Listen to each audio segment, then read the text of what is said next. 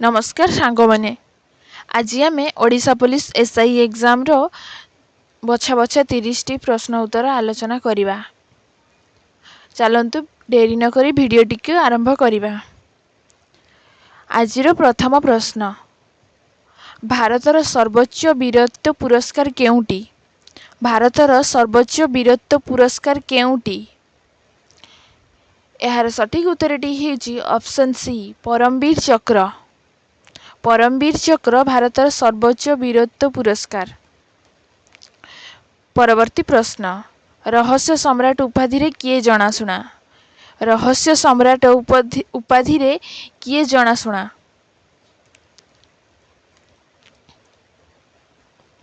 यार सठिक उत्तरटी हेउची option A Bhupen Goswami. Bhupen Goswami को रहस्य सम्राट बोली कहा जाए। परवर्ती प्रश्न, ओडिशार मदर टेरेसा किए?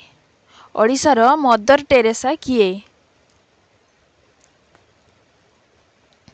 यार सठिक उत्तरटी हेउची ऑप्शन बी पार्वती गिरी। पार्वती गिरी को ओडिशार मदर टेरेसा बोली कहा जाए। परवर्ती प्रश्न, ओडिशार गांधी भाबरे किए जनाशुना? ओडिशार गांधी भाबरे किए जनाशुना?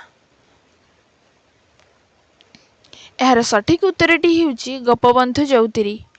गोपबंधु चौधरी को ओडिशार गांधी बोली कहती। परवर्ती प्रश्न, उषाकोठी अभयारण्य केउ जिले में अवस्थित? उषाकोठी अभयारण्य केउ जिले में अवस्थित? यार सठिक उत्तरटी हेउची ऑप्शन सी संबलपुर रे। संबलपुर रे उषाकोठी अभयारण्य अवस्थित। परवर्ती प्रश्न, सौरमंडल सबुठारु अधिक उपग्रह थिबा ग्रह केउठी? सौरमंडल सबुठारु अधिक उपग्रह थिबा ग्रह केउठी? यार सठिक उत्तरटी हेउची ऑप्शन सी बृहस्पति। बृहस्पतिर सबुठारु अधिक उपग्रह अछि। परवर्ती प्रश्न, नील ग्रह काहाकू कहा जाए? नील ग्रह काहाकू कहा जाए? यार सठिक उत्तरटी हेउची ऑप्शन ए पृथ्वी को।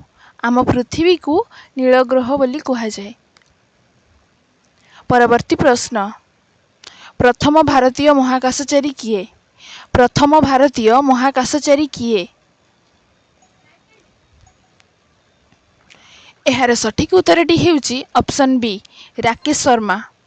राकेश शर्मा प्रथम भारतीय महाकाशचारी, प्रथम महाकाश को जाइथिले। परवर्ती प्रश्न, पंचतंत्र लेखक किए? पंचतंत्र लेखक किए? यार सठिक उत्तरटी हेउची ऑप्शन सी विष्णु शर्मा। विष्णु शर्मा पंचतंत्र लेखिथिले। परवर्ती प्रश्न, क्षेत्रफल अनुजाई भारतर सबुठार बड़ जिलार नाम कौन? क्षेत्रफल अनुजाई भारतर सबुठार बड़ जिलार नाम कौन? यार सठिक उत्तरटी हेउची ऑप्शन बी कुच्छ। यह गुजरात रे अवस्थित। गुजरात रो कुच्छ जिला भारतर क्षेत्रफल अनुजाई सबुठार बड़ जिला। परवर्ती प्रश्न, जनसंख्या दृष्टि भारतर सबुठार छोट राज्य केउटी? जनसंख्या दृष्टि भारतर सबुठार छोट राज्य केउटी? यार सठिक उत्तरटी हेउची ऑप्शन ए सिक्किम। जनसंख्या दृष्टि भारतर सबुठार छोट राज्य हेउची सिक्किम। परवर्ती प्रश्न, क्रिकेट माई स्टाइल किए लेखिछंती? क्रिकेट माई स्टाइल किए लेखिछंती? यार सठिक उत्तरटी हेउची Kapil Dev. Kapil Dev cricket my style लेखिछंती। परवर्ती प्रश्न, नारी माने भोट देबार अधिकार केबे पाइले? नारी माने भोट देबार अधिकार केबे पाइले? यार सठिक उत्तरटी हेउची ऑप्शन डी 1935 मसीहा। 1935 मसीहा नारी माने भोट देबार अधिकार पाइले। ପରବର୍ତ୍ତୀ ପ୍ରଶ୍ନ, କାହାର ମୁଣ୍ଡରେ ପାକସ୍ଥଳୀ ଥାଏ? କାହାର ମୁଣ୍ଡରେ ପାକସ୍ଥଳୀ ଥାଏ? ଏହାର ସଠିକ ଉତ୍ତରଟି ହେଉଛି ଅପସନ୍ ବି, ବେଙ୍ଗ। ବେଙ୍ଗର ମୁଣ୍ଡରେ ପାକସ୍ଥଳୀ ଥାଏ। ପରବର୍ତ୍ତୀ ପ୍ରଶ୍ନ, କେଉଁ ମହିଳା ପ୍ରଥମ ଭାରତରତ୍ନ ଗ୍ରହଣ କରିଥିଲେ? କେଉଁ ମହିଳା ପ୍ରଥମ ଭାରତରତ୍ନ ଗ୍ରହଣ କରିଥିଲେ? ଏହାର ସଠିକ ଉତ୍ତରଟି ହେଉଛି ଅପସନ୍ ସି, ଇନ୍ଦିରା ଗାନ୍ଧୀ। ଇନ୍ଦିରା ଗାନ୍ଧୀ ମହିଳା ହିସାବରେ ପ୍ରଥମ ଭାରତରତ୍ନ ପାଇଥିଲେ। ପରବର୍ତ୍ତୀ ପ୍ରଶ୍ନ, ଆକବର କେଉଁ ହିନ୍ଦୁ ନାରୀକୁ ବିବାହ କରିଥିଲେ? ଆକବର କେଉଁ ହିନ୍ଦୁ ନାରୀକୁ ବିବାହ କରିଥିଲେ? ଏହାର ସଠିକ ଉତ୍ତରଟି ହେଉଛି ଅପସନ୍ ବି, ଯୋଦ୍ଧାବାଇ। ଆକବର ଯୋଦ୍ଧାବାଇ ନାମକ ଏକ ହିନ୍ଦୁ ନାରୀକୁ ବିବାହ କରିଥିଲେ। ପରବର୍ତ୍ତୀ ପ୍ରଶ୍ନ, LIC କେବେ ପ୍ରତିଷ୍ଠା ହୋଇଥିଲା? LIC କେବେ ପ୍ରତିଷ୍ଠା ହୋଇଥିଲା?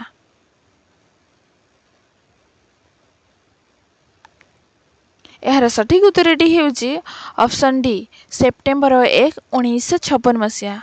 ସେପ୍ଟେମ୍ବର 1, 1956 ମସିହାରେ LIC ପ୍ରତିଷ୍ଠା ହୋଇଥିଲା। ପରବର୍ତ୍ତୀ ପ୍ରଶ୍ନ, କଥକ କେଉଁ ରାଜ୍ୟର ଶାସ୍ତ୍ରୀୟ ନୃତ୍ୟ? କଥକ କେଉଁ ରାଜ୍ୟର ଶାସ୍ତ୍ରୀୟ ନୃତ୍ୟ? ଏହାର ସଠିକ ଉତ୍ତରଟି ହେଉଛି ଅପସନ୍ ଏ, ଉତ୍ତରପ୍ରଦେଶ। କଥକ ଉତ୍ତରପ୍ରଦେଶର ଶାସ୍ତ୍ରୀୟ ନୃତ୍ୟ ଭାବରେ ପରିଚିତ। ପରବର୍ତ୍ତୀ ପ୍ରଶ୍ନ, କେଉଁ ପଶୁ ନିଜର ଗୋଡ଼କୁ ହାତ ପରି ବ୍ୟବହାର କରେ? କେଉଁ ପଶୁ ନିଜର ଗୋଡ଼କୁ ହାତ ପରି ବ୍ୟବହାର କରେ? ଏହାର ସଠିକ ଉତ୍ତରଟି ହେଉଛି ଅପସନ୍ ସି, ମାଙ୍କଡ଼। ମାଙ୍କଡ଼ ନିଜ ଗୋଡ଼କୁ ହାତ ପରି ବ୍ୟବହାର କରେ। ପରବର୍ତ୍ତୀ ପ୍ରଶ୍ନ, ଆରାମ ହାରାମ ହେ କିଏ ଲେଖିଛନ୍ତି? ଆରାମ ହାରାମ ହେ କିଏ ଲେଖିଛନ୍ତି?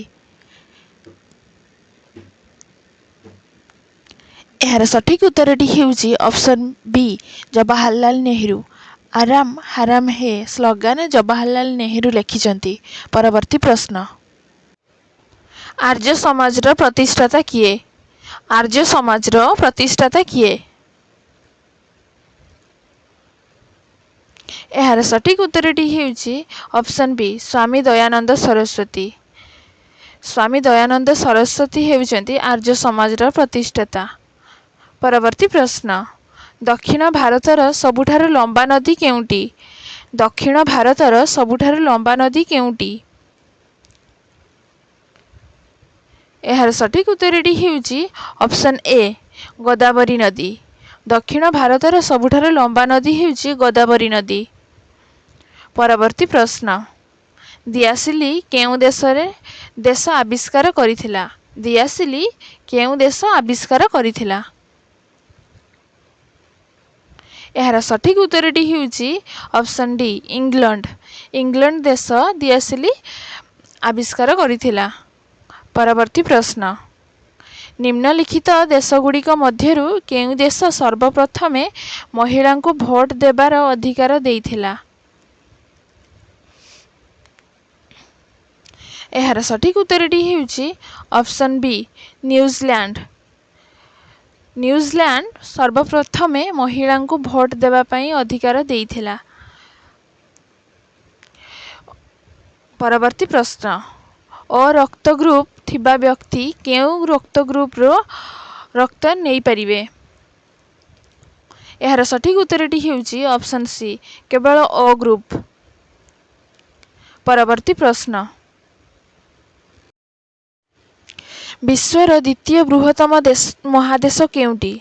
ବିଶ୍ୱର ଦ୍ୱିତୀୟ ବୃହତ୍ତମ ମହାଦେଶ କେଉଁଟି? ଏହାର ସଠିକ ଉତ୍ତରଟି ହେଉଛି ଅପସନ୍ ଡି, ଆଫ୍ରିକା।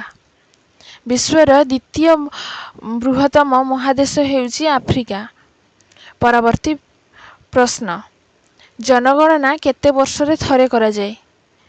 ଜନଗଣନା କେତେ ବର୍ଷରେ ଥରେ କରାଯାଏ?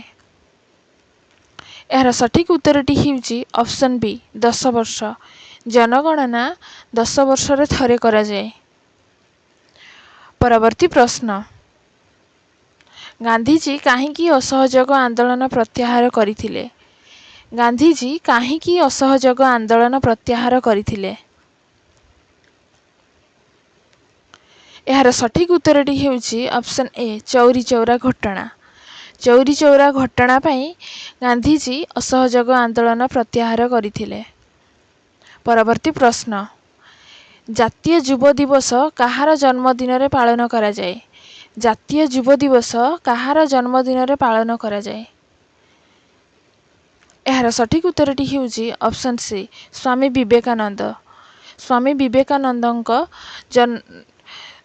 ଜନ୍ମଦିନରେ ଜାତୀୟ ଯୁବ ଦିବସ ପାଳନ କରାଯାଏ। ସ୍ୱାମୀ ବିବେକାନନ୍ଦଙ୍କ ଜନ୍ମସ୍ଥାନ କେଉଁଠି? ସ୍ୱାମୀ ବିବେକାନନ୍ଦଙ୍କ ଜନ୍ମସ୍ଥାନ କେଉଁଠି? ଏହାର ସଠିକ୍ ଉତ୍ତରଟି ହେଉଛି ଅପସନ୍ ଏ କଲିକତାରେ। ସ୍ୱାମୀ ବିବେକାନନ୍ଦଙ୍କ ଜନ୍ମସ୍ଥାନ ହେଉଛି କଲିକତାରେ। ଭିଡ଼ିଓଟି ଶେଷ ଯାଏ ଦେଖିଥିବାରୁ ଧନ୍ୟବାଦ। ଭିଡ଼ିଓଟି ଭଲ ଲାଗିଥିଲେ ଲାଇକ୍, ସେୟାର, କମେଣ୍ଟ ଓ ସବସ୍କ୍ରାଇବ୍ କରିବାକୁ ଜମା ବି ଭୁଲିବେ ନାହିଁ। ଦେଖାହେବ ପରବର୍ତ୍ତୀ ଭିଡ଼ିଓରେ। ନମସ୍କାର।